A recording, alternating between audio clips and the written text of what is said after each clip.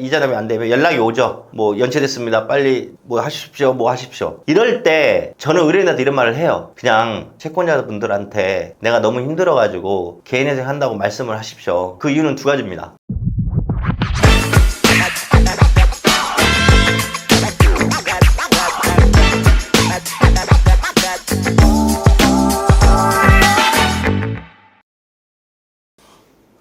예, 여러분 이번 시간 개인회생 진행 시 채권자들에게 내가 개인회생을 한다는 것을 어떤 식으로 연락이 가게 되는지에 대해서 많이 궁금해 하시는 것 같아서 제가 여기에 대해서 오늘 좀 설명을 좀 드릴까 합니다. 일단 처음에 결론부터 말씀드리면 채권자분들이 어떤 식으로든 알게 되더라도 여러분들 개인회생 진행하는 거에 대해서는 크게 영향이 없으니까 너무 걱정하지 마시고, 특히 왜 이런 질문을 많이 하시냐면 내가 개인회생을 진행하는 것을 채권자들이 알면 심하게 채권 추심을 할까봐 이렇게 겁을 많이 내세요. 그러겠죠. 입장 바꿔서 채권자 입장에서는, 채권자도 일반 개인 채권자로 가정할게요. 나도 피땀을 열심히 못 돈 빌려줬더니 이것이 개인회생 하나면 정말 힘들고 고통스럽습니다. 채권자도. 그럼 막 전화해서 막 압박할 수도 있고, 그건 너무나 사람이니까 당연한 거예요. 그래서 이렇게 알려지는 거에 대해서 어떻게 알려질 수 있을까라는 질문들 요새 많이 좀 받아서 제가 한번 곰곰이 생각해봤어요. 채권자들이 어떻게 알게 될까? 일단 채무자가 알려줘서 알게 되는 경우도 있고 법원에서 공문을 통해서 알려지게 되는 경우가 있습니다. 그 과정을 설명드릴게요. 우선 일단 이것도 질문을 많이 하세요. 상담하실 때 신청 채무자분께서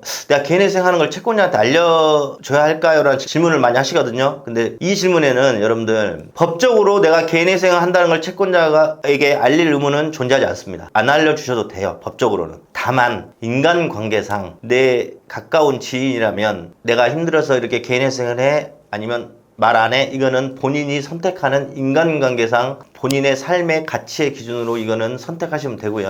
두 번째, 이제 어떻게 알려지는 데서 제가 단계별로 좀 설명드릴게요. 우리가 개인회생을 결정하고 이제 사무실에 의뢰를 하게 되면 개인회생 신청 전에 준비를 하죠. 관련 서류를 발급을 하고 이런 것들에 대해서. 그 다음에 법원에 개인회생 신청서 및 여러 가지 관련서를 접수하고 금지명령이 나오고, 그 다음에 개시결정이라는 게 나오고, 나중에는 채권자 집회, 채권자 이의 신청 과정을 거치고 법원에서 인가결정, 이렇게 해서 인가해준다 결정을 하고 나중에 면책 결정까지 나서 개인회생 마무리가 되는데 단계별로 좀 말씀드릴게요. 첫 번째, 개인회생 신청 전 개인회생에 관련 모든 것들을 준비하는 과정입니다. 이때는 채권자들 알 방법은 없습니다. 다만 대부분이 이제 개인회생을 하실 정도면 이제 연차가 좀 되시고 이번 달에 뭐 카드 대금도 밀리시고 쉽게 얘기해서 뭐 이자 납입을 하기로 약정했는데 이자 납입이 안 되면 연락이 오죠. 뭐 연체됐습니다. 빨리 뭐 하십시오. 뭐 하십시오. 이럴 때 저는 의뢰인한테 이런 말을 해요. 그냥 채권자분들한테 내가 너무 힘들어가지고 개인회생 한다고 말씀을 하십시오. 그 이유는 두 가지입니다. 왜 그러냐면 첫 번째는 그렇게 말을 하면 일반 금융권이나 이런 대부업에서는 더 이상 심한 채권 추심을 안 해요. 왜 그러냐면 그쪽에 종사하신 분들도 알아요. 개인회생을 하면 본인들이 아무리 채권자를 할지라도 법적으로 밟아봤자 그게 다 소용없고 개인회생 재판부에서 나중에 어떻게 결정을 내주면 그 결정대로만 내가 내 채권을 추심할 수 있다는 걸 알아요. 그 다음에 두 번째, 말을 안 하고 계속 연체가 되면 집 방문도 가능하고 직장 방문도 가능합니다. 그래서 더 곤혹스러운 상황이 발생되기 때문에 이 두 가지 이유 때문에 저는 그냥 말을 하라고 얘기를 합니다. 그러면 채권 추심도 덜 해주고 여러분들 여러 가지 뭐 집에 찾아온다거나 이렇게 뭐 직장에 온다는 경우가 없어지게 돼요. 그래서 접수 전에는 연체가 되고 이랬을 때 채권자가 연락이 오면 본인이 말씀하십시오. 이렇게 하면 금융권에서는 나중에 접수가 되면 사건 번호를 가르쳐달라고 하고 더 이상 채권 추심이 거의 없을 겁니다. 그리고 만약에 말을 안 했어요. 그러면은 아직 채권자가 모르고 있죠. 근데 내가 접수를 했어. 그러면 금지명령서, 채권자들이 채권 추심을 하지 못하는 금지를 하는 금지명령을 법원에 신청하거든요. 그러면 이 금지명령이 받아주기도 하고 안 받아주기도 합니다. 근데 금지명령을 법원에 접수하고 한 1주에서 2주 사이에 이제 금지명령에 대한 결정이 나오는데 금지명령을 법원에서 받아줘서 금지명령이 나왔다. 그러면 법원에서는 금지명령 결정문을 채권자들한테 이제 그때 다 보냅니다. 접수하고 1, 2주 후에 금지명령의 결정이 나오면 금지명령, 채무자한테 더 이상 채권 추심하지 마세요라는 공문을 그때 채권자들한테 다 보냅니다. 그러면 채권자들은 그 공문을 받고 이 사람이 개인회생 했구나. 이때 이제 공식적으로는 알게 되는 겁니다. 이때. 그 다음에 좀 지나서 개시 결정이 나요.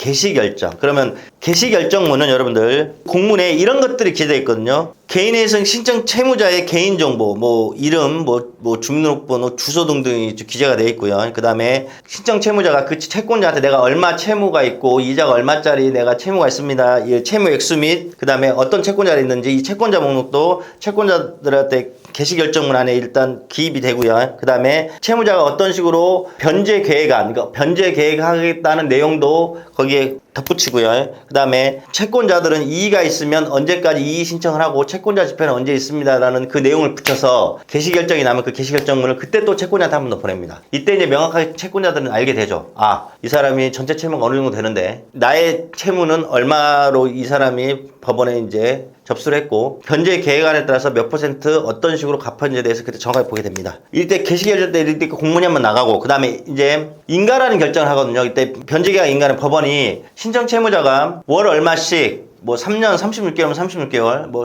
5년이면 60개월 해서 이렇게 신청한 변제 계획안을 그대로 확정시켜주는 단계예요. 그래서 채무자 누구누구가 월 변제금 얼마, 그 다음에 몇 개월 해서 변제 계획안을 인가한다 결정이 나면 그 공문도 그때 채권자들한테 날아갑니다. 해서 공식적으로는 원래 제일 처음에 언제 채권자들이 알게 된다고요? 신청 접수 후에 금지명령이 나게 되면 그게 채권자한테 날아가면서 알게 돼요. 하지만 개인회생 전체적으로 보면 준비하기 전부터 연체가 되거나 채권자한테 독촉이 오면 채무자 스스로가 그렇게 말을 하라고 하기 때문에 이렇게 알려줌으로써 채권자들이 알게 됩니다.